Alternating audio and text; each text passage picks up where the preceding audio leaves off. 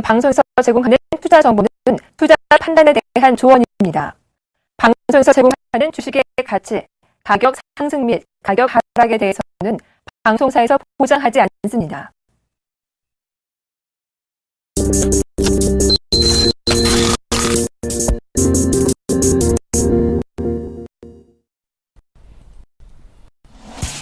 네, 시청자 여러분 안녕하십니까. 오늘장 내일장의 김동현입니다. 전일 상승하던 코스피 지수는 다시 하락하며 최근 상승과 하락을 반복하는 흐름을 이어가고 있습니다. 외국인들이 순매도, 기관이 순매수하면서 현재 1990선을 간신히 지켜내며 약보합권의 움직임을 이어가고 있습니다. 코스닥 지수는 개인의 순매수 속에서 소폭 상승하는 흐름입니다. 오늘장 내일장 먼저 준비된 주요 코너들부터 함께 살펴보시죠.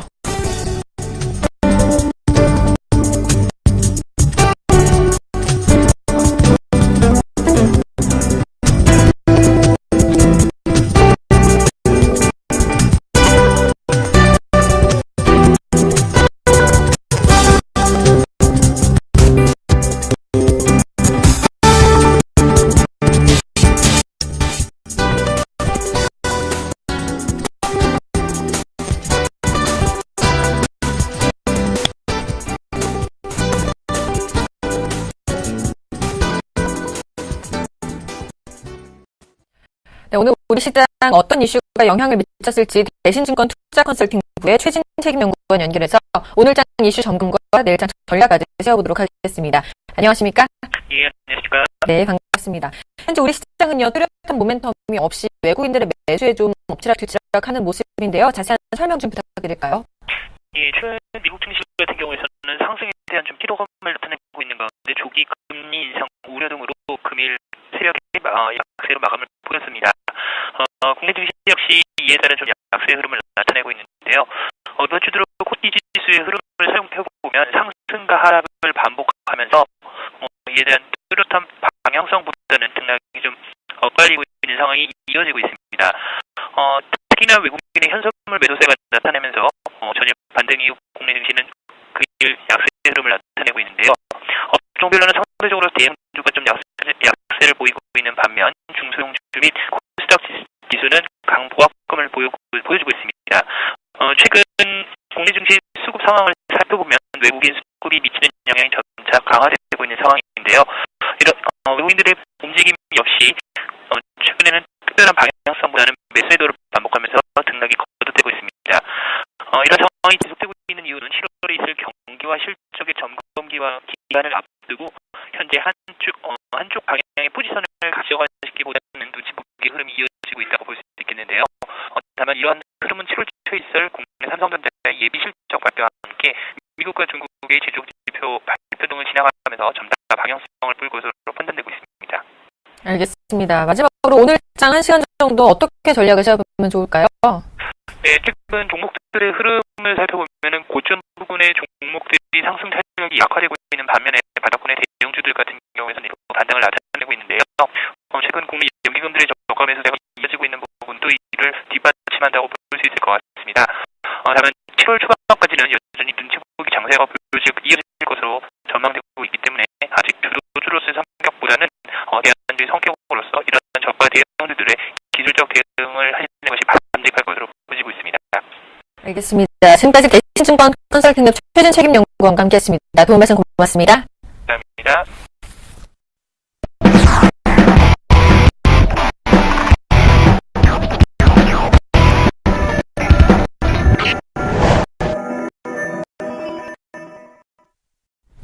자, 김용준의 시장 돋보기 시간입니다. 오늘 우리 시장에서 어떤 종목이 주목을 받고 있을지 알아보겠습니다. 플러스 김용준 멘토와 함께합니다. 어서 오세요. 네, 안녕하세요. 예. 반갑습니다. 디스플레이 OLED가 대세를 이루면서 주목받고 있는데요. 이 자세한 내용 좀 전해주실까요? 아직까지 이제 뭐 종목이 본격적으로 움직이는 건 아니고 계속적으로 이제 주의를 했던 부분들이 뭐냐면 장비 관련주들은 수주가 나오느냐 안 나오느냐 갖고 이제 얘기를 많이 하는 건데요. 최근에 이제 OLED 수주가 이제 본격적으로 좀 진행되는 어떤 분위기도 좀 형성하고 있습니다. 아직까지 이제 주가 측면에서는 크게 반영은 안 되고 있는데 일단 OLED 수주라고 하는 거는 결국 이제 그 대세라고 말씀을 좀 드렸고요. 그리고 이제 지난 시간에 한번 설명드렸던 게 뭐냐면 삼성 같은 경우는 디스플레이 쪽을 갖다 중소형 쪽에서는 OLED 쪽으로 가겠다. 그리고 대형 쪽에서는 LCD로 가겠다. 그리고 LG 같은 경우에는 대형 쪽에서 백색 OLED 플러스 컬러 필터 쪽으로 가겠다. 이런 얘기를 좀 드렸었는데, 자, 이제 OLED 수주가 좀 시작이 됐습니다. 그러니까 OLED 쪽에서 이제 수주가 나올 수 있는 데는 중국 쪽, 그리고 한국 쪽, 뭐 이런 쪽이 대세를 이룰 것 같은데, 중국은 아마 한 6개 정도의 업체들이 엄청난 규모의 좀 발표를 낼 것 같은데요. 일단 BOE가 먼저 시작을 했습니다. 뭐 BOE 같은 경우는 대표적으로 중국 정부의 어떤 지원을 전폭적으로 받으면서, 사실 BOE가 가장 문제가 됐던 것이 뭐 분기별 적자 규모가 1조씩 냈던 회사인데, 최근에는 상당히 이제 회사가 좀 좋아지면서 본격적인 이제 OLED 투자를 좀 진행하고 있는데, 아직까지 이제 삼성 디스플레이하고의 기술 격차나 이런 부분 상당히 많습니다. 그럼에도 불구하고 BOE 쪽은 아마도 올해 안에 한 4조 원 정도의 장비 가지고 나오지 않을까라고 좀 예상하는 거고요. 이 규모 면에서는 오히려 삼성 디스플레이의 규모를 늘릴 것 같고요. 중국 전체적으로 6개 업체들이 좀 합쳐지게 된다면 아마도 국내 투자 규모의 거의 2배 육박하는 정도의 어떤 규모가 지금 장비 발주가 나오지 않을까 생각이 되는데, 제가 이제 먼저 중국 BOE 쪽으로 이제 발주가 나왔던 업체들을 좀 한번 점검을 해보면요. 신성 FA 493억, 그리고 SFA 316억. 근데 이제 사실 신성 FA나 SFA 같은 경우는 공장 자동화 쪽이기 때문에 뭐 엄밀하게 얘기를 한다면 사실 이제 OLED 장비 쪽의 어떤 본격적인 발주라고 좀 보기는 좀 어렵고요. 챌린지 같은 경우는 그 레이저 리페어 쪽이기 때문에 얘네들도 164억 정도 발주가 나왔다고 한다면 이거는 어떻게 보면 OLED 장비 쪽에서는 후공정에 가까운 쪽의 장비이기 때문에 사실 이제 BOE가 발주의 규모는 좀 나왔다라고 일단 볼 수 있지만 아직까지는 전체적인 장비, 전공정 쪽의 장비로 좀 보기는 좀 어렵다라고 본다면 BOE 쪽이 추가적으로 전공정 쪽의 장비 발주가 좀 나오는 시점들이 아마 관련 기업에 대한 어떤 주가의 재평가가 좀 진행되는 시점이 아닌가 좀 생각이 들고요. 삼성 디스플레이 쪽은 좀 의미가 있습니다. 일단 제일 먼저 이제 발주를 낸 것이 노광기 쪽의 발주를 이제 먼저 말씀드렸는데, 사실 노광기 쪽은 어떻게 보면 이제 디스플레이 쪽, 그러니까 OLED 쪽에서는 일종의 어떤 카메라 렌즈 역할을 좀 한다라고 일단 볼 수가 있는 거고요. 그래서 국내 업체에서는 노광기 쪽을 할 수 있는 데가 없습니다. 그래서 노광기 쪽의 발주가 이제 노웨이 쪽하고 일본 캐논 쪽, 요전 쪽으로 이제 발주가 나갔는데, 사실 국내 업체 쪽으로는 발주가 나온다 하면서 아직 안 나왔었다가 정확하게 이제 6월 연휴가 지나고 나자마자 바로 첫날 AP 시스템으로 598억 정도의 장비 발주가 나왔습니다. 그래서 이제 연속성을 갖고 장비 발주가 나오리라고 좀 생각했었는데, 사실 그동안 좀 상당히 뜸했다가 어제부로 이제 테라 세미콘 쪽에 272억짜리 장비 발주가 나왔는데, 여기서 이제 해석의 문제가 좀 남아 있습니다. 아직까지도 공공연하게 A3 라인의 발주라고는 누구도 지금 얘기를 하지 않고, 다만 추측성으로 A3 라인의 장비가 아니겠냐라고 얘기를 하는데, 뭐 A3 라인의 장비냐 아니면 그냥 OLED 장비냐에 무슨 의미가 있냐라고 볼 수 있는데, 상당히 큰 의미가 있습니다. 그렇기 때문에 정확하게 시장에서 이미 모두 알고 있고 추측은 하지만 A3 라인의 장비 발주라는 공공연한 사실이 벌어지면서 전체적인 장비 발주의 라인들이 그대로 유지가 된다면 아마 OLED 장비 쪽의 어떤 종목들 이런 쪽에는 주가의 재평가 작업들이 본격적으로 진행되지 않을까 좀 생각이 듭니다. 네. 이렇게 장비 발주가 시작됐다는 것이 어떤 이 종목의 상승의 신호탄이 되지 않을까 싶기도 한데요. 이 디스플레이 OLED라는 거 안에 전에 소개해 주셨던 이 플렉서블 디스플레이도 포함이 되는 거죠. 그렇죠. 예. 네, 어떤 내용들이 들어있죠? 네. 장비 발주에 대한 의미는 좀 상당히 큰데요. 이제 아까 첫 부분에서 말씀드린 것처럼 이 장비 발주의 의미는 첫 번째로 부여를 하는 게 디스플레이의 대세가 이제 우리가 이제 CRT, PDP, LCD 그리고 이제 OLED를 넘어가는 과정이다. OLED라는 것은 발광 자체가 이제 유리 물질을 통해서 발광이 되기 때문에 첫 번째로는 뭐가 장점이냐면 최소한 그 BLU, 백라이트 유닛을 사용하는 것보다 두께를 줄일 수가 있기 때문에 두께가 굉장히 얇아질 수 있다는 게 장점이고요. 그리고 이제 유기물질을 사용할 때문에 어떤 특정 면에 따라 사각 지역을 없앨 수가 있는 거고요. 그리고 이제 삼성에서 취급하는 RGB 방식이라는 것은 결국 세 가지 색깔을 혼합해서 나가기 때문에 굉장히 다양한 색 표현이 가능하다. 이런 쪽이 어떤 장점들을 갖고 있다고 볼 수가 있습니다. 근데 이제 여기서 이제 플래셔보다 된다는 얘기가 이제 굉장히 중요한 단어들인데요. 지금 이제 최근에 이제 기사에서 집중적으로 나오는 부분이 스마트워치 시대 도래, 그리고 스마트워치의 전쟁, 뭐 이런 얘기를 하고 웨어러블이라는 얘기를 좀 상당히 많이 합니다. 자, 그러면 뒷부분에서 어차피 설명할 거지만 융합산업이라는 부분과 의료 건강 쪽이라는 부분을 엮어서 생각해야 되는데 이걸 통째로 묶어서 좀 같이 설명을 해보도록 하겠습니다. 자, 이제 우리는 조만간 어떤 상황들을 좀 직면할 것 같냐면 누구나 시계를 차고 다니듯이 손목에 어떤 이 시계 같은 걸 하나씩 차고 다닐 것 같습니다. 그러면 이제 이게 어떤 역할을 하냐면 당장 사람 몸에 대한 어떤 진단을 하는 거죠. 당장 사람 몸에 진단을 해서 우선적으로는 건강 쪽의 부분으로 간다고 한다면 이 사람이 뭐 심박수, 뭐 아니면 뭐 체지방 분석, 기타 등등 해가지고 이 사람 몸에 맞는 적당한 운동량에 대한 권장량이 나올 거고요. 어떻게 운동해야 돼야 되는지 그런 것들을 좀 표현해 주겠죠. 근데 이게 나중에 발달을 하게 되면 어떤 상태까지가 되냐면 그 사람의 모든 몸 상태를 다 분석을 해버립니다. 그러니까 매경신문에서 나왔던 4가지 기기를 통한 앞으로의 의료 쪽의 산업 발달 뭐 이런 쪽을 얘기를 하는데 결국 이제 웨어러블 이 장치 스마트워치를 통해서 사람의 모든 몸 상태를 체크를 하고요. 그리고 그 사람의 어떤 몸 상태에 문제가 되는 부분은 전자피부라는 걸 이용해서 전자피부에서 그 사람 몸에 필요한 약물을 직접 투입을 해버리는 거고요. 그리고 나서 나중에는 이제 그 사람의 장기에 어떤 문제가 생긴다면 3D 프린터로 결국은 뭐 이제 간을 만들어낸다든지 뭐 이런 것들이 가능하고 그리고 유전자 진단 정보 이런 거 가지고 어떤 것들을 하냐면 이 사람의 어떤 유전자 정보를 통해서 향후 6개월 후에 이 사람의 암 발생 확률 몇 프로까지 찍어내면 그거에 대해서 사전 조치까지 취할 수 있는 모든 시스템. 그러니까 이 웨어러블 하나 가지고서 이 사람의 모든 건강 관리를 하면서 원격 진료. 그래서 이 사람의 몸 상태를 체크를 해서 의료기관에다가 통신항공을 보내서 그 사람의 뭐 처방을 받는다든지 이런 시스템가 지금 도래하는 준비 단계라고 일단 볼 수가 있습니다. 그래서 사실 플렉시블로 갈 수 있냐 없냐라는 것은 굉장히 중요한데 이걸 휠 수 있냐 없냐라는 얘기고요. 만약에 이게 휘어지면서 몸에 붙는 어떤 웨어러블 상태로 갈 수가 있다라고 한다면 결국은 이제 OLED밖에 지금 그 길로 갈 수밖에 없고요. 특히나 이제 계속적으로 말씀드린 게 백색 OLED 플러스 컬러 필터가 아닌 RGB 방식의 OLED 방식의 삼성이 주관하는 방식이 앞으로는 스마트워치 전쟁의 시작이라고 일단 볼 수가 있고요. 삼성은 지금 2015년도를 이거를 위해서 지금 준비를 하고 있고 거기에 따라서 지금 단계별로 하나씩 지금 진행을 하고 있다. 그래서 삼성의 미래가 분명히 디스플레이가 미래가 되고 OLED가 미래가 될 거라는 얘기를 드렸고요.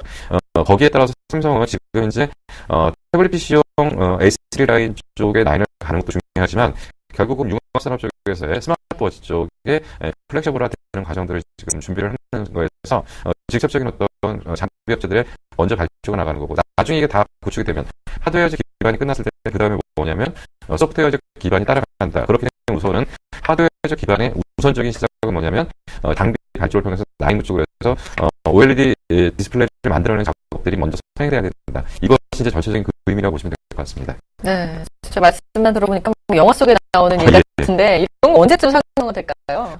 상영하는 한꺼번에 다 되는 건 아니고요. 서서히 되는 거고요. 지금 2015년도는 원년이라고 보시면 될 것 같습니다. 네, 오늘 준비해 오신 이 테라세미콘이 이 부분의 가장 큰 수혜주라서 오늘 소개해 주신 거죠? 아니요. 가장 큰 수혜주라기보다는 가장 먼저 눈에 보인다는 거죠. 예, 그래서 사실 이제 AP 시스템이 먼저 발주가 나왔는데 AP 시스템 발주의 내용보다는 테라세미콘의 내용이 발주의 양은 적지만 내용은 낮다는 거고요. 앞으로는 이제 이런 종목들이 계속 줄줄 나올 겁니다. 근데 우선적으로 이제 전일 삼성 디스플레이에서 272억 발주를 받았는데 당장 이제 여기서 이제 분석했던 오늘 보고서를 보니까 갤럭시 노트 4의 플렉셔블 디스플레이 아무래도 합체가 될 거다. 근데 여기서 이제 기억하셔야 될 게 이겁니다. 갤럭시 노트에 적용되는 건 맞는 거고요. 그리고 이게 합체되는 게 아무래도 그러니까 AM, OLED만 합체되는 것이 아니라 그러니까 OLED는 AM과 있는데 AM, OLED를 아몰레드라고 그러는데 아몰레드의 플렉셔블화된 상태에 합체가 된다. 이것이 이제 중요한 포인트가 될 거고요. 그리고 2015년도에 갤럭시 노트, 뭐 갤럭시 그리고 신제품도 모두 출시되는 거에 플렉셔블 아몰레드가 탑재가 거의 확대될 거다. 이 부분들이 가장 중요한 포인트입니다.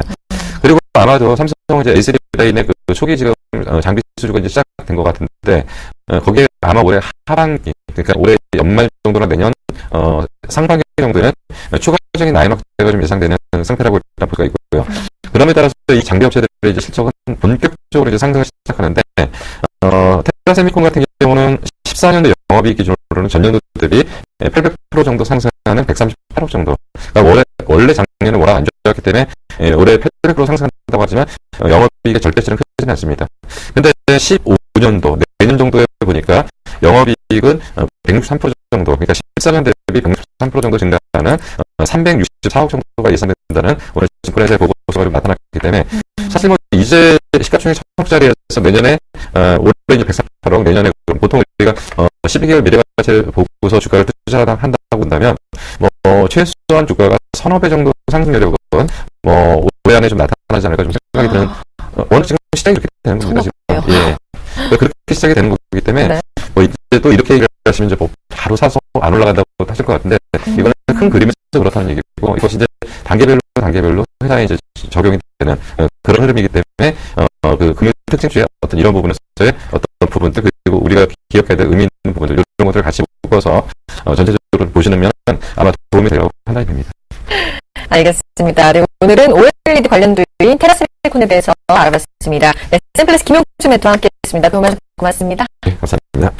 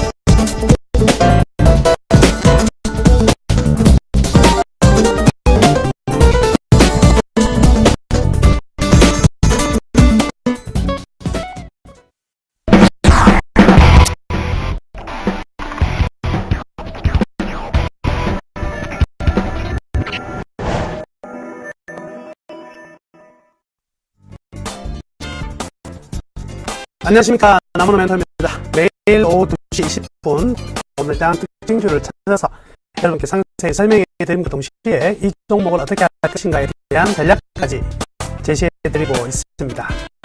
자, 한 주간 고생 많으셨습니다. 여튼 이번 주도 다 이제 지나갔네요. 오늘이 끝나고 나면 다음 주가 월요일이 6월의 마지막 반기 말이죠. 윈도우 드레싱 효과에 의해서 좀 최근에 기관들이 좀 사는 모습도 있었는데 다음 주 월요일이 또 피크가 되지 않을까 이렇게 생각해 볼 수 있겠네요. 일단 지금 시장은 밋밋한 흐름을 보이고 있지만 어느 쪽에도 갈 방향을 정하고 있는 상황은 아니지만 분명한 점은 이 유럽계 자금들의 선물에서의 투기적인 매매가 방향성을 이쪽으로 향하고 있다는 것은 우리가 기억을 해둘 만한 내용이 아닙니다.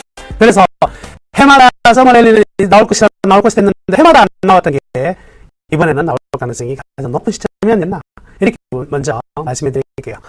자, 오늘은 어떤 종목을 가져와봤냐면요, 개인 투자자분들이 아주 좋아하는 종목입니다. 아주 좋아서 뭐가 될 것 같은데 잘 안 되고 있는 그런 종목이에요. 그래서 가지고 있으면 조금 답답하기도 하고, 이는요, 이 종목이 문제라기보다도 시장의 어떤 거래소 대형주택 일반적인 특징이 아니겠나 이렇게 볼 수가 있겠는데요. 오늘 어느 종목 준비했냐면 삼성 SDI 준비했습니다. 삼성 SDI 내용은요 이렇습니다. 뭐 주가가 기간 조정이 계속 진행 중이다. 가격으로는 크게 떨어지는 것도 없고요, 올라가는 것도 없는데 기간 조정이 계속 진행 중인데 이 시점에서 이제 방향성이 어느 방향으로든지 나올 가능성이 좀 큰 자리가 아니겠나 이렇게 생각해 볼 수가 있겠습니다. 지금 삼성 SDI 오늘 지금 현재 가격 보합인데요. 일단 에버랜드 상장 기대로 급등을 했죠. 급등한 이후에 일단 조정이 진행 중입니다. 물론 제일모주가의 합병은 잘 아시는 내용일 것이라 생각 들고요. 자, 수급적인 부분 먼저 체크해보면요. 좀 재밌습니다. 외국인들이 6월달 들었어요. 즉, 에버랜드의 상장에 대한 기대감 가지고 15만원대에서 17만원까지 한번 돌격하는 동안에 급격한 매수를 보였어요. 근데 이 구간에서요, 또 증권사는요, 오히려 매도를 강화함으로써 일단 외국인과 증권사의 서로 상대적인 충돌이 발생한 그런 측면이 지금 6월달 계속 전개 중이고, 이로 인해서 가격이 큰 변동성을 가지기보다는 기간적인 조정이 하루하루 진행 중이다. 이렇게 봐야 되겠네요. 자, 그러면 이 기대감과 그리고 이 기업의 어떤 실질적인 잔존 가치 그리고 앞으로의 승강 가치를 우리는 판단해 봐야 될 것인데요. 그리고 그래서 필요한 게 바로 이제 관찰 포인트 중요한 것들이 몇 가지 있겠습니다. 첫 번째는요. 일단 제일모직과의 합병의 시너지 효과가 얼마만큼 나타날 것인가. 일단 수치상으로는 다 나왔죠. 매출액이 얼마, 전반적으로 다 나올 것입니다. 그죠?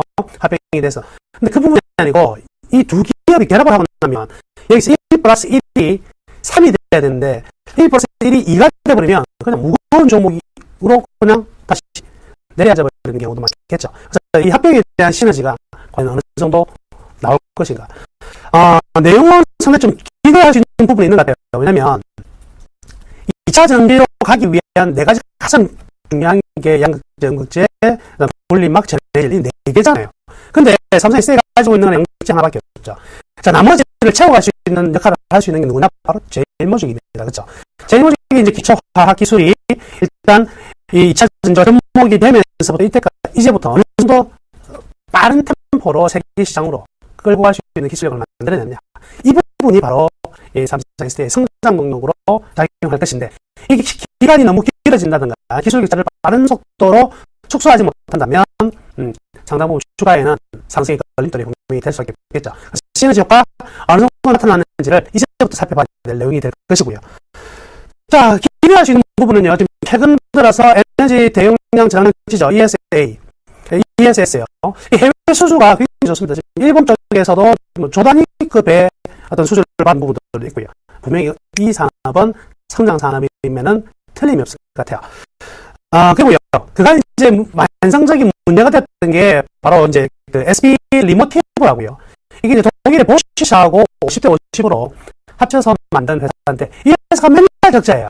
그래서 이 적자가 이전에는요. 지분법으로 해가지고 단기 순이익에 영향을 줬는데 지금 영업이익에 영향을 주게 돼 있죠. 그러다 보니까 이제는 이 부분을 좀 털어내지 못하면 계속 수치상에 남은 성장 능력을 가지고 있고 나머지 소형전지 부분에서 이익을 많이 내더라도 이 SP 리모티브에서 깎아먹는 이익이요. 손실로 인해 가지고 결국 이제 종합 성적표를 보면 별로 성적표가 좋지 못하는. 나머지는 전부 다 F인데 꼭 F가 한두 개 있어가지고 적재 장학금을 못 받는 이런 케이스가 될 가능성이 있는데요. 이 SP 리모티브의 적자폭이 계속 점진적으로 줄어들고 있는 점은 향후 좀 기대할 수 있는 부분이 아니겠나 이렇게 봐야 되겠네요. 자, 그러면 삼성 SDI의 실적 전망 좀 체크해보자면요. 우려됐던 부분이 바로 환율이죠. 환율 부분이 굉장히 우려가 되었었는데 이 환율 부분을 좀 이겨내는 소형 전지의 매출과 이익이 아주 좋습니다. 그래서 이 환율의 우려에서 굉장히 좀 안 좋을 것이다 했는데 의외로요. 중대형 전지 쪽에서는 아직도 이제 좀 크게 좋은 소식이 들려오고 있지는 않지만 소형 전지, 휴대폰 배터리 쪽 이쪽 라인도 기본적인 매출과 기본적인 이익은 만들어낼 것으로 기대가 되네요. 저희 이제 가동률의 상승이 일단 2분기 실적을 아주 우호적으로 볼 수 있다. 그래서 지금 기관들의 컨센서스 전반적으로 어느 정도 나와 있냐면 2분기 매출이 1.3조 정도 되고요. 영업이익이 한 300억 원대로 전망을 하고 있습니다. 영업이익이 300억이 나오면 바로 전분기의 적자였죠. 이번 분기, 2분기에 흑자로 전환될 수 있느냐? 바로 이 턴어라운드가 이번 분기에 나올 것이다라는 전망들이 굉장히 이제 많이 나와 있는 거잖아요. 중요한 건 이런 것 같습니다. 그렇지만 우려가 되는 부분은 뭐냐면 1분기 실적 같은 경우에도요. 삼성 SDI가 1분기에 실적이 턴어라운드 될 것이다. 계속 그랬었거든요. 근데 막상 뚜껑을 보니까 마이너스 몇백억 정도 적자가 나왔단 말이죠. 지금은 마찬가지입니다. 어찌 보면 이 양측이 소년이 될지도 모르는 상황인데요. 그렇지만요.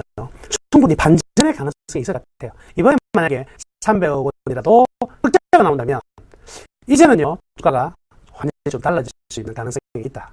그래서 지금은 이번 분기 실적이 어떻게 되느냐 불확실성이 굉장히 커요. 이 기관들도 한 300억 정도 나오겠지라는 생각을 하고 있긴 하지만 한편으로는 또 마이너스 나오는 거 아니야 이런 생각을 가지고 있을 수도 있거든요. 왜냐하면 확실하게 300억이 나온다고 생각했으면 사실은요 6월 초부터 누가 팔았다 그랬습니까? 증권사가 팔지 않았을 건데 증권사가 계속 팔았단 말이죠. 그러니까 아직도 불확실성이 좀 존재한 상황이 되겠나 이렇게 우리가 좀 추정해 볼 수가 있을 것 같습니다. 자 그러면 그런 걸 떠나가지고 좋다 300억이 나온다고 가정을 하고 그러면 과거에 이 삼성 SDI의 내재 가치와 역사적 마켓 밸류를 같이 감안했을 때 현재 가격이 측정한 가격이 얼마고 앞으로 주가가 어느 방향으로 갈 수 있는가 요거 체크는 밸류밴드를 통해 할 수가 있겠죠. 밸류밴드 한번 보시죠. 보시면요 지금 A 포인트 밴드 자체가 아직 우상향인데 우상향했던 게 현재까지의 상황인데 그래서 A 포인트가 전부 다 매수 타이밍이었습니다. 근데 지금 B 포인트까지 17만 원짜리인데요. B 포인트까지가 적정가예요. 그래서 적정 주가는 16만 9천 원 선이 적정 주가인데 자, 이 다음부터가 문제예요. 밴드의 방향을 보시면 밴드 방향이 우상향하고 있습니까? 우하향하고 있습니까? 밴드 방향이 우하향하고 있네요.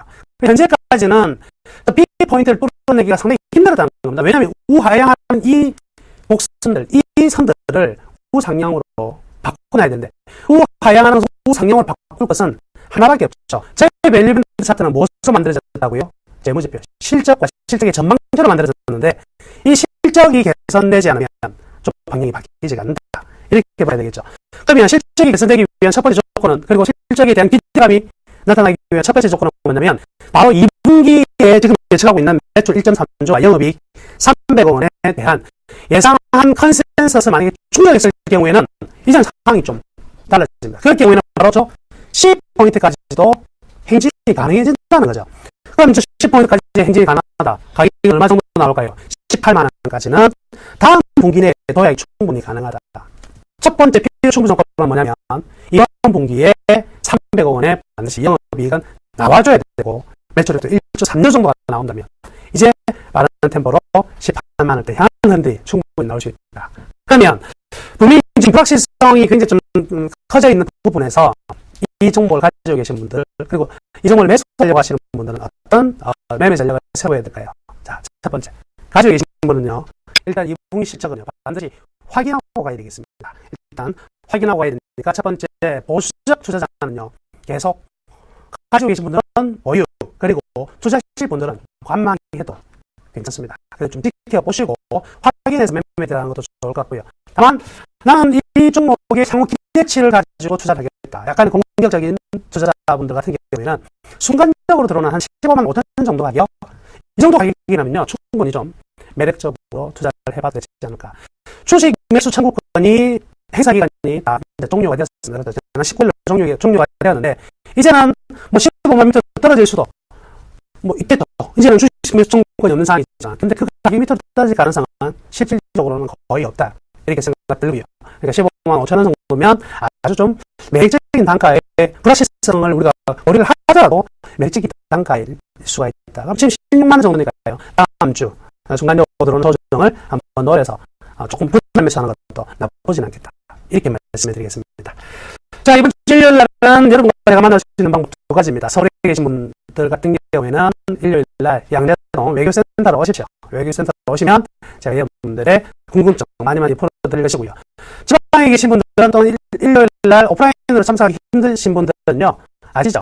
일요일 날 저녁 9시부터 10시까지 홈페이지로 들어오시면요. 홈페이지에서 무료 온라인 방송 진행하니까요.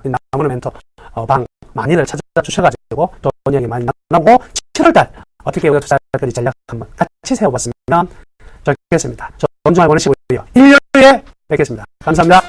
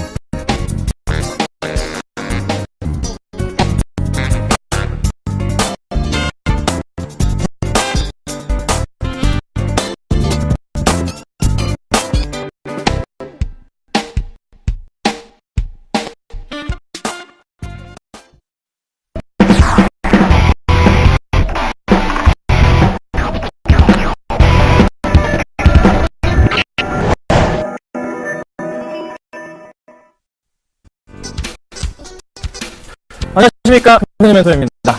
네, 오늘 시장 뭐 계속 왔다 갔다 움직입니다. 오르는 듯 했다가도 또 다시 떨어져 버리고, 코스닥 같은 경우에도 오르는 듯 했지만 다시 밀려버리고, 조금 정신이 없는 그런 흐름입니다. 자, 그런데 기관들의 매수세는 이어져 온단 말이에요. 코스피 쪽에서. 자, 오늘까지 해서 7거래 연속 매수가 잡힙니다. 자, 기관에서 누가 사고 있냐면요. 오늘 시장은 은행을 빼고 사모펀드 쪽을 빼고 모든 기관들 매수는 조합 중에 있어요. 그런데 어제 뭐 그제 그다음에 24일 같은 경우에는 투신권에서 또 매도가 나옵니다. 이런 기준인 것 같아요. 90포인트를 넘어가니까 좀 이제 한 명에 나오는 듯한 기준이고 2000포인트에서 그 포인트가 좀 낮아진다. 그러니까 사람들이 그만큼 지금 현재 어떤 느낌이냐, 불안하는 겁니다. 시장에서. 방향을 모르겠다는 거예요. 2000포인트 또 가면 던져버릴 것 같고 그냥 정신이 없다는 거죠. 너무 지금 어려운, 계산하기 힘든 시장입니다. 전문가들 마찬가지고요. 우리 개인들도 마찬가지고 정말 지루하고 재미없는 시장이에요. 그 가운데서 제가 또 말씀드리겠습니다. 뭘 봐야 되냐면 대형주 보셔야 되는데 2분기 실적 발표 중에서 낙폭과대 실적 좋고 수급 들어오는 대형주를 봐야 된다. 제가 계속 말씀드리고 있죠. 자, 2분기의 실적 추정치 낮아지고 있습니다. 그렇다면은 첫 번째로 봐야 되는 것은 낙폭 과대한 대형주, 두 번째로 봐야 되는 것은 수급이 들어오고 있는 것, 세 번째로는 실적에 대한 이슈 보시면 돼요. 이 순서를 기억하시고 보시면 되고, 제가 최근 들어서 관심 있게 보고 관심을 제시해드렸던 대형주들이 다 거기에 해당합니다. 큰 수익은 아니지만 1%에서 4%대 지금 수익률이 나가고 있어요. 많이는 안 가고 있어요. 지수가 안 가다 보니까 많이 안 가고 있는데 그래도 수익은 잘 나고 있단 말이에요. 그렇죠? 여러분 잘 따라오시고 말씀드릴게요. 자, 제가 종목 상담까지 같이 해드립니다. 013에 3366번에 011 공번으로 네, 문자 주시면요 빠르게 제 스타일대로 상담해드리도록 하겠습니다. 수급 액정 보겠습니다. 자, 오늘 가지고 가는 종목입니다. 현대차, LG와 기아차, LG생활건강, 현대위아 비슷비슷해요. 뭐 LG화학도 있고 현대기아차도 있고 LG생활건강이랑 현대위아가 좀 바뀐 모습이네요. 자, 먼저요 현대차를 볼게요. 네, 수급이 좋으니까 제가 오늘 가지고 나온 거예요. 다른 건 없습니다. 자, 보겠습니다. 자, 현대차 최근에 이제 어제장 수급이에요. 외인들과 기관들의 양매수, 어제 외인들까지 해서 3거래 연속 매수세였는데, 자, 오늘 장 수급 체크해드릴게요. 오늘 이거 누구 사니까 다시 좀 바꿔볼게요. 자, 바꿔서 현대차를 다시 열어보겠습니다. 자, 오늘 현재 현대차 외인들은 안 사주는데 누가 사요? 기관들이 얼마치? 약 90억 원치의 매수세를 보여줍니다. 안 들어도 기관이 다시 들어와요. 기타 법인 쪽까지 많은 물량 50억 이상을 매수를 해주고 있어요. 외인들은 약간 쉬나요? 끝나봐야 알겠지만 현대차를 봤을 때는 소폭이나 매도가 나오지만 많은 물량은 아니에요. 시장을 약간 보자는 거죠. 오늘 시장에서 외인들의 흐름은 자 보세요. 800억 정도의 매도세가 나옵니다. 종목 문제가 아니라 바스켓 매도로서의 물량을 약간 빼는, 전체적으로 조금씩 빼는 움직임이기 때문에 현대차 이거 외인이 팔았다고 볼 수가 없는 겁니다. 좋게 보고 있는 거예요. 근데 거기 기관이 몇 포인트 같이 들어옵니다. 자, 그러면 움직임 어떻게 나올까요? 현대차 말씀드렸던 포인트에서 바닥 포인트에서 올라가는 포인트 나온다는 거죠. 지금 수익 중입니다. 걱정하지 마시고 들고 가시면 되고요. 자, 기아차 같이 볼게요. 기아차 볼게요. 같이 말씀드릴게요. 자, 기아차도 1.6% 지금 급등 중이에요. 어제도 많이 올랐는데 제가 사실 맨날 기아차 말씀드리다가 외도 한번 했습니다. 외도 한번 했는데 현대차를 외도했는데 바로 기아차 급등해버리네요. 네, 저를 보지 말아달라고 기아차가 오늘 외쳐주고 있어요. 하지만 같이 갈 거예요. 또 갑니다. 네, 자동차 관련주들 6월에 아마 자동차 판매량 자체 좋게 나올 거예요. 그러면 주가가 쭉쭉 올라갈 수도 있어요. 네, 뭐 실적이 안 좋다 이런 얘기 있지만 저는 믿지 않습니다. 싸게 사려고 뉴스기사 내는 거라 판단하겠습니다. 그렇게 쉽게 판매량 자체가 5월달에 좋았는데 6월달에 떨어진다고요? 아니라고요. 좋게 나올 겁니다. 기다려주십시오. 아셨죠? 자, 그 두 번째 종목이 LG화학이었죠? 이걸 볼게요. 자, LG화학은 지금 시점부터 제가 이제 LG화학을 원래 좋아하지만 제가 LG화학을 관심주로 제시 안 하고 롯데케미칼을 관심주로 제가 말씀을 드렸죠. LG화학은 제가 일봉을 보고 롯데케미칼은 주봉을 본다 말씀드렸습니다. 자, LG화학의 일봉 차트 흐름 한번 같이 보실게요. 항상 말씀드리는 거예요. LG화학에 제가 여기 3월달에 동그라미 몇 번째인지 모르겠어요. 5월달에 여기다가 제가 동그라미 도대체 몇 번을 제가 만드는지 모르겠어요. 동그라미 몇 번 그리는지. 여기 바닥 포인트에서 이렇게 가서 이렇게 간다 말씀드렸잖아요. 못 가도 얼마? 29만 원 간다고 언제 말씀드렸어요? 6월 초에 계속 말씀드렸잖아요. 그렇죠? 자, 도달했습니다. 지금 시점부터 무슨 시점이죠? 매수 시점인가요? 아니죠. 매수해도 상관없겠지만 매도 관점으로 보는 게 맞습니다. 고점 포인트라서. 그렇죠? 근데 오늘은 수급이 좋아요. 아직까지 아니죠. 수급이 꼬이면 기관이 매도하면 매도로 나가면 되는데 오늘 장에서 LG화학은 기관들이 많은 물량 양매수를 해주고 있습니다. 그렇죠? 외인들이 34억, 기관이 65억 원치 매수를 보여줍니다. 많은 물량이 더 들어올 것 같아요. 그럼 아직 팔 때가 아니죠. 기관이 매도 칠 때 나가면 돼요. 어디까지 내려갈까요? 요렇게 내려왔다가 이렇게 올라가겠죠? 자, 주식은 참 쉽습니다. 이렇게 갈지자로 올라가는 종목에서 바닥만 찾아가지고 대응하면 돼요. 쉽게 하자고요. 그리고 수급 들어올 때 사면 되는 겁니다. 수급 나가면 하면 되고 고민하지 마시고 방송 잘 보시길 말씀드릴게요. 자, 그 다음으로는 LG생활건강입니다. 자, LG생활건강 갑자기 많이 오릅니다. 자, 미국의 화장품회사 인수 안에 이런 포인트 잡힙니다. 주가가 촥 치고 올라가는 포인트가 잡힙니다. 자, 더 갈 수 있을까요? 가능성에다 베팅하고 싶습니다. 왜 그러냐면요. 오늘 LG생활건강 외인 기관 매수세에서 연기금 매수세가 많이 들어와줬어요. 자, 최대 수급 볼게요. 최대 수급을 살펴보자면 기관들의 매수세를 이어져 왔거든요. 기관이 매수를 해줍니다. 그렇죠? 최근에 개인이 쭉 사주는 모양이었는데 한 10거래 이상 순매수였는데 계속적으로. 그런데 최근 들어서 개인은 매도로 조금 포지션을 바꾸고 있어요. 투신 매도가 잡히긴 하지만 돌아올 가능성. 잠깐 다시 올려볼까요? 투신권에서 오늘 매수 아직도 안 들어오네요. 그런데 돌아올 가능성 굉장히 큽니다. 흐름이 어떻게 될까요? 이런 경우. 원래 이거에 LG생활건강의 포인트 어디입니까? 차트에서.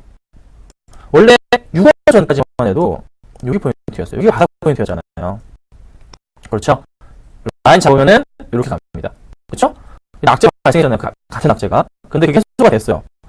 해소가 됐으니까 어떻게 가겠죠? 어떻게 되죠? 해소가 됐으니까 제자리 최소한 이 라인까지 와야 되겠죠? 48만까지 온다고요. 보세요. 분명히 옵니다. 이렇게까지 올라간다고요. 그리고 나서 다시 한번 수급 받고서 이렇게 라인 따라 갈 겁니다. 아이고 죄송합니다. 이렇게 된다고요. 그렇죠? 자, 그래서 나쁘지 않다. 매수? 괜찮겠네요. 고민해 보시고 대응 부탁드리겠습니다. 자, 마지막으로 현대유화입니다. 자, 오늘 급등을 해요. 네, 현대유화 정말 좋습니다. 정말 좋은 종목이에요. 상승하는 이유, 현대그룹주, 현대그룹 자동차더라고요. 그 다음에 현대 자동차하고 철강주 잘 보셔야 돼요. 네, 정말 잘 갈 겁니다. 제가 현대위아를 말씀을 안 드리고 뭘 말씀드렸냐면 현대제철을 말씀을 드려서 현재 수익률이 한 4% 정도가 나오고 있는 상황입니다. 현대위아도 나쁘지 않아요. 대신에 현대제철 그때 관심주로서 한 2주 전인가요? 말씀드렸던 이유는 포스코보다 저평가되는 철강주이기 때문에 말씀드렸던 거죠. 제가 지금 현대철을 쌍으로 가잖아요. 네, 이것도 좋아요. 갑니다. 매수해야 될까요? 매수해야 될까요? 아니죠. 매수 타이밍도 아니에요. 이전에 이제 나왔던 바닥 포인트는 이 포인트가 바닥으로서 인식이 됐던 구간인데, 그렇죠? 새로운 바닥이 잡혔습니다. 이렇게 또 라인이 잡혔어요. 빨리 대응하는 사람이 장땡이에요. 그렇죠? 바닥 포인트가 새롭게 라인이 잡혔고요. 여기 밑골이 있네요. 밑골이 있어요. 여기에요. 고점 포인트죠? 자, 지금 뭐예요? 매도 관점으로 가야겠죠? 오늘 매수하시는 분들 굉장히 위험한 발상입니다. 주식은 추세선에 하단에서 무조건 하단에 사야 됩니다. 하단에서 사는 버릇을 들이셔야 돼요. 그렇지 않으면 손해볼 확률이 높아요. 이 추세 상단은 뭐죠? 매도 관점입니다. 절대 놓치시면 안 됩니다. 여러분들 개인 투자분들이 항상 실수하시는 게 올라가니까 따라가는 거, 올라가니까 따라 사는 거 이겁니다. 이거 고치셔야 됩니다. 안 그러시면요 주식 돈 못 벌어요. 아시죠? 현대유화 나쁘지 않은 수급이에요. 대신에 따라가시면 안 됩니다. 오늘 사신 분들 정신 차리세요. 아셨죠? 참고 부탁드립니다. 자, 상담을 해드릴게요. 보겠습니다. 9773님 대상홀딩스 13,000원이요. 보겠습니다. 네, 13,000원이셨죠? 수익이 잘 나오고 계세요. 자, 부러우신 분들도 많으실 것 같은데요. 그래도 우리 9773님은 고민을 많이 하시고 매수를 하신 거겠죠. 그쵸? 네, 뭔가, 포인트를 잡으셨고 공부도 많이 하셨기 때문에 이런 수익이 나지 않았나라고 판단을 해보도록 하겠습니다. 자, 참 용기가 있으셨던 것 같습니다. 보겠습니다. 오늘 6% 빠집니다. 이 종목 솔직히 저도 잘 모릅니다. 오늘 악재가 뭐가 나오는지 몰라요. 대성홀딩스, 잠깐 제가 착각을 했네요. 대상이 오늘 국세청 조사, 그거 있었죠? 세무조사. 그래서 대상이 오늘 빠졌었죠? 같은 종목이죠? 갑자기 순간 저 다른 종목인 줄 알았어요. 죄송합니다. 자, 대상이요. 오늘 시장에서 좀 밀리면서 조금 내려가다가 다시 좀 자만추까지 회복을 했어요. 그쵸? 그런데, 이 국세청 세무조사건 있잖아요. 주기적으로 하는 겁니다. 네. 별다른 이슈가 아니에요. 별다른 이슈가 아니라고요. 대상홀딩스나 뭐 대상이나 최근에 수급을 보자면 좋은 거 잘 알고 있어요, 제가. 이 수급 보세요. 기관들이 퍼펙트하게 매수 들어오잖아요. 오늘 볼까요? 오늘 소폭 나가긴 해요. 혹시 모를 악재 대비해서 나가지만 연기금인데 사네요, 또. 네. 금액입니다. 수량으로 볼게요. 보기 편하시게. 연기금은 또 13,000줄 매수가 들어옵니다. 투신산 하는 거 다 막아주고 있잖아요. 주가가 어떻게 될까요? 대판단에는 보통 이렇게 세무조사 관련해서 이슈가 되다가 하락한 종목은 크게 많지 않았는데 좀 운이 없었던 것 같아요. 다시 올라갈 가능성이 굉장히 큽니다. 그 포인트 맞추겠습니다. 매도하지 마시고요. 가져가 보도록 하겠습니다. 요즘 이런 걸로 주가 흔들린다는 거 운이 없는 겁니다. 그냥 지수 빠지니까 지수가 흔들리니까 불안해서 파는 거예요. 원래 영향 없어요. 잘 홀딩하시 가져가겠습니다. 자, 그 다음 볼게요. 에너지 솔루션 8530님 1780원에 20%입니다. 이게 시총이 얼마인가요? 214억? 자, 213억 원짜리를 1780원에 2포인트에서 매수하신 건가요? 아니면 1월에 매수하셨는지 설마 이전에 이때시다. 이때는 아닌 것 같아요. 분명한 건데 최근 아니면 1월입니다. 최근 아니면 1월이에요. 최근이실 것 같아요. 이런 거 왜 자꾸 이런 거 하십니까? 제가 시원하게 뭐라 할 수도 없고 이거 뭐 이슈거리가 있나요? 솔루션에 대해서 실적 볼까요? 실적 볼게요. 실적 보고서 충격을 먹으셔야 될 것 같아요.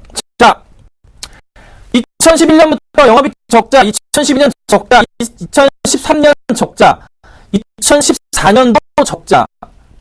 이게 지금 온 작년 올 초에 상패가 안 된 걸 봤을 때 올해도 적자면 이거 상패입니다. 올해도 적자면 상패예요. 한 번 더 말씀드릴게요. 올해까지 적자 나오면 상장 폐지됩니다. 실질 신청 들어갑니다. 정신 차리세요.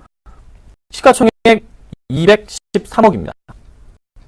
네, 자본금 66억? 자본금이 좀 큰 편이긴 해요. 하지만, 감자, 안주모도 감자 할 수 있어요. 당장 나오시라고 제가 권유를 좀 드려보도록 하겠습니다. 이거, 개인적으로 공부를 사신 건지 모르겠지만, 너무 위험하게 하셨어요. 뭡니까? 영업이익 코스닥 5년 이상 적자면, 5년 적자 되면 상장 폐지 들어가고요. 코스피 4년 적자면 상장 폐지 들어갑니다. 힘든 거 아시겠죠? 아까 보여드렸죠? 4년째예요. 아마 올해가 5년째인 것 같은데 조심하시길 당부드릴게요. 잘 부탁드립니다. 웬만하면 빠져나오세요. 그 다음 세하장 볼게요. 0196님 세하장 보겠습니다. 128,000원. 자, 128,000원 보겠습니다. 라인을 잡아볼게요. 128,000원입니다. 네. 개인적으로 이렇게 많이 오를 때 주식을 저는 사실 잘 못 삽니다. 네. 그래서 방송에서 제가 많이 말씀드리는 관심주를 제시해 드리는 거 보면은 대부분 완전 빠졌다가 추세상으로의 최소한 두세 번째 라인 맞추고 나서 올라갈 때 수급 들어올 때 제가 매수를 하잖아요. 세장 같은 경우가 그거랑 완전 반대에 해당할 수가 있는 거예요. 일본 사람으로 짧게 보더라도 이 포인트를 잡는다고요. 이건 너무 무리가 있어요. 이 짧은 라인 차트를 보자면 이 짧은 라인을 잡는다는 것은 좀 무리가 있는 종목이에요. 이미 너무 많이 올랐기 때문에. 크게 볼게요. 크게. 자, 주봉의 흐름으로 봤을 때 고점 라인을 이어보겠습니다. 세하증항의 고점 포인트 라인은 거의 이 부분, 매수하신 구간대 자체는 고점 포인트에 대한 인식이 잡히는 구간입니다. 그렇죠? 네, 거의 근접하게 그 포인트 정도, 아니면 좀 내려보더라도 이 정도는 이제 고점 포인트가 되는 거예요. 그럼 그때는 사야 되는 게 아니고 팔아야 되는 거. 바닥 라인도 잡아보자면 이전에 2011년 바닥부터 해서 이 포인트 바닥이 잡히고 매수하더라도 이런 포인트에서 매수가 들어가는 게 맞았던 시점이고요. 그렇죠? 그 다음에 어디? 여기는 깨지고 내려가서 손절하는 라인이고 다시 잡아보더라도 아직은 라인이 안 잡혔어요. 라인이 안 잡혔어요. 좀 더 크게 볼까요? 이렇게 크게 안 보여요. 이건 아니에요. 여기까지만 봅니다. 대상 아닙니다. 의미 없네요. 자, 그러면 지금 현재 이 구간대에서 이게 바닥이 어딘지에 대한 부분 확인을 할 수가 있는 단계니까 아직은 안 보이거든요. 아직은 안 보여요. 이거 추세상의 좀 기술적인 부분이 좀 더 복합적인데 지금은 이거 바닥을 확인해봐야 돼요. 근데 오늘 올라요. 오늘은 오릅니다. 그러면 이게 만약에 오늘 올라요. 내일도 올라주면서 수급이 들어온다. 그러면 어떻게 되는 건가요? 이게 새로운 바닥으로서 이제 라인이 잡히는 부분이 되고 있는 거죠. 그렇죠? 그렇죠? 재밌게도 또 이 라인에서 평행하게 하나 만들어 보자면 이렇게 돼버리니까 여긴 또 이제 고점 포인트들이 돼요. 참 잘 맞아떨어집니다. 그렇죠? 자, 그러면 고민을 해봐야 됩니다. 오늘장 수급을 봅시다. 이걸 가져가실지 안 가져가실지. 자, 세아즈랑 오늘장 기관들이 지금 3,000주 매도가 나옵니다. 투신권 매도 최근에 주고 볼게요. 기관들 매도 또 이어집니다. 그렇죠? 잘 안 사준다고요. 전반적으로 기관들의 매도 세일을 보여주고 있어요. 쫙쫙 합니다. 자, 전형적으로 개인이 많이 사고 외국인이 사긴 하지만 이건 아닌 것 같고 외인 수급 아니에요. 개인이 사주는 거 마음에 안 듭니다. 이거 외인도 개인일 가능성이 높아요. 그럼 세아즈가 지금으로서는 어떻게? 사실 매도 포지션이 나와야 돼요. 매도 포지션이. 네. 너무 늦으셨어요. 매도하기 너무 늦었다고요. 너무 늦으셨다고요. 좀 적당히 이제 손실을 마이너스 전환 7, 8% 되면 정말 고민 많이 하는데요. 그 포인트를 조금 지키셔야 되는데 그건 아니었던 것 같고. 그 당장으로서 팔아도 마이너스 15% 정도 나실까요? 고민이 되실 겁니다. 하지만 가져가 보도록 하겠습니다. 왜 그러냐면 오늘의 상승 흐름과 더불어서 다음 주 시장의 수급적인 부분을 체크해봐야 됩니다. 그래서 다음 주 시장에서 기관들의 매수로 전환되는 포인트가 잡힌다. 잡초예요. 그러면 가져가시고 수익을 내시고 분명히 다시 정고점에 갈 가능성이 높아요. 그렇지 않을 경우는 정리해야 됩니다. 기관 또 밀려나오면 정리해야 돼요. 또 깨질 거예요. 아셨죠? 이렇게 말씀드리겠습니다. 자, 그 다음은요. 삼성중공업 1009이 보겠습니다. 34,400원. 자, 34,400원. 네, 여기 원래 난리가 나셨나봐요. 해드릴게요. 네. 자, 삼성중공업 좀 힘드시지만 버티셔야 돼요. 이런 말씀 좀 드려볼게요. 현재 지금 노선주들이요, 전부 다 좀 힘들어요. 결국에 이게 부메랑에 대해서 돌아온 거, 어떤 부메랑에 대해서 돌아왔냐면, 그 저가 수주에 대한 부분 싸게 팔았단 말이에요. 싸게 해줬단 말이에요. 그게 결국 부메랑이 돼서 이런 이제 흐름을 만듭니다. 자, 근데 최근에요, 희망적인 얘기를 들어보겠습니다. 발틱 운임지수라고 BDI 지수라는 게 있습니다. 그 시장의 그 배 선박들의 움직이는 물동량을 말하는 건데요. 그 포인트가 이게 그 삼성중공업 고점 포인트로 해서 작년 말쯤부터 해서 말쯤 2,000포인트 넘어가다가 최근에 1,000포인트가 깨졌다가 다시 올라가고 있는 그림들이 조금씩 나와주고 있어요. 그러니까 바닥을 좀 확인하고 올라가고 있는 포인트가 보이기 때문에 주가 흐름 자체도 큰 하락이 나오지는 않을 겁니다. 네. 보시면 아시겠지만 이 바닥에서 낮아지다가 확대할게요. 잘 안 보이시네요. 바닥에 낮아지다가 바닥 포인트에 딱 지금 도달했어요. 네. 여기서 더 이상 깨진다면 이 친구는 버려야 되지만 그럴 가능성이 희박한 게 실적 시즌이 다가온 만큼 실적에 대한 기대감과 더불어서 그래도 종목들, 조선주에 대해서는 크게 나쁘진 않고 예상치에 부합하는 또 실적이 안 좋아지면 여기가 바닥이겠구나라는 인식 하에 주가가 올라가게 되어 있습니다. 그럼 그 시점이잖아요. 버티셔야 돼요. 힘들어도 참고 버티셔야 됩니다. 자, 지금 매수하시고 나서 많이 빠져가지고 4개월 정도가 지났어요. 4, 5개월 정도가. 4, 5개월만 더 기다려보십시오. 연말까지. 제가 정말 쉽게 던지는 말이 아니라 얼마나 많은 분들이 저한테 삼성중공업을 물어봤겠습니까? 대우전해양을 물어봤겠습니까? 현대인프는 가는데 얘는 못 가요. 질문이 안 왔을까요? 정말 많은 분들이 저한테 질문을 하셨고 정말 많이 보고 말씀드리는 겁니다. 그러니까 결론 말씀드리자면 힘을 내시고 연말까지 가져가셔야 됩니다. 망할 종목 아닙니다. 그럴 일 없어요. STX처럼 그렇게 훅 갈 종목 아니에요. 동북으로처럼 훅 갈 종목 아니에요. 그런 거 아닙니다. 그러니까 힘내시고 가져가도록 하겠습니다. 아셨죠? 자, AS 해드릴게요. 제가 보유하고 있는 종목 살펴보겠습니다. 자, 권익프로코 가져가고 있어요. 3% 수익중, 강동제약 12%고요. 한국타이어가 오늘 좀 밀리네요. 하지만 버텨볼게요. 현대제철 플러스 4% 나오고 있고요. 그 다음으로는 롯데케미칼이 1%, 삼성엔지니어링, 현대차 1%. 네. 뒤에 판에 나가는 종목은 매수한 지 얼마 안 됐어요. 네. 종목을 제가 한 일주일 동안 안 가져 나오다가 최근 들어서 제가 매수 의견을 드렸던 종목들입니다. 아직은 좀 더 지켜봐야 돼요. 이 중에서 한국타이어만 빠르게 해드릴게요. 자, 오늘 6만원 깨졌어요. 네, 6만원이 깨지니까 고민이 됩니다. 저도 살짝 배가 아프죠? 65,000원 목표가 잡아놓고 왜 올려가지고 이거를 마이너스 만들었냐. 그렇게 볼 수가 있어요. 하지만 한국타이어가 코스피 200, 150에 들어간 종목이에요. 저는 이 라인을 봅니다. 네. 지금 선을 그은 라인을 저는 하단이라 보고서 주가가 정확하게는 그러지 않았습니다. 이렇게 올라갈 수 있지 않을까 판단이 됩니다. 이렇게 새로운 이제 그림을 그릴 가능성. 조만간 상승 줄 거예요. 네. 왜요? 실적은 살아 있습니다. 연말까지 우리를 배신할 종목이 아니고 단기적으로도 우리를 배신할 종목은 아니에요. 수급이 다시 들어올 겁니다. 다음 주에 보세요. 올라갈 가능성. 만약에 안 들어오면 다음 주에 수급 안 들어오면 이거 버렸다는 의미이기 때문에 제가 손절하겠지만은 지금 당장으로 봤을 땐 들어올 가능성이 굉장히 커요. 다음 주부터 실적 날리 시즌인데 그렇죠? 그 포인트 보시고 기억하시면 좋을 것 같습니다. 자, 오늘은 제가 3시 5분부터 공개 방송을 합니다.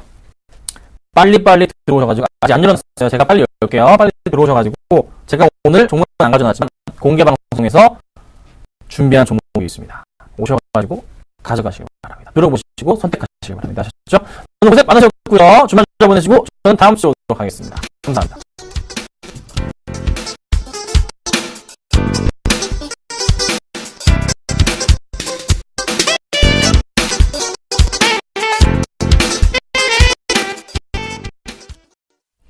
당 마감까지 6분여 정도 앞두고 있습니다. 현재 코스피 지수는 외국인들의 매도 속에서 90선을 살짝 내어준 1989선에서 마감이 예상되고요. 코스닥 지수는 532선에서 상승 마감이 예상됩니다. 오늘 당 내일장 오늘 준비한 소식은 여기까지입니다. 즐거운 주말 보내시고요. 저는 다음 주 월요일에 다시 찾아뵙겠습니다. 시청해주신 여러분 고맙습니다.